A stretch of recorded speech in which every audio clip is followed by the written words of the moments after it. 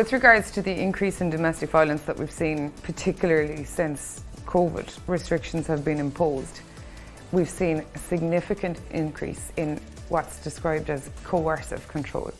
So I suppose generally the traditional domestic violence images would be of shouting and screaming and physical assaults and guards being called and general hysteria. Coercive control is a very sneaky, subtle bullying type of control that takes over silently, sometimes within a house where to the outside it appears that there's absolutely no problem.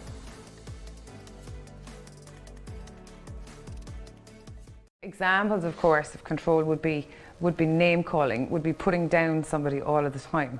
Now, obviously people are going to have moments where they don't get on and there's going to be things said. Coercive control is not that. Coercive control is exactly as it said. It's control by one person of the other through subtle bullying, constant put downs all the time. How do you prove it? Because there's no bruise, there's no broken bones. But what you do is you reach out, because now coercive control is accepted by the courts.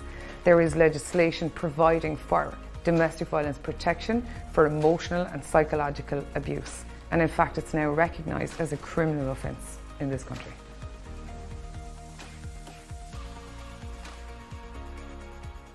So coercive control is bullying, emotional, psychological control over day-to-day activities.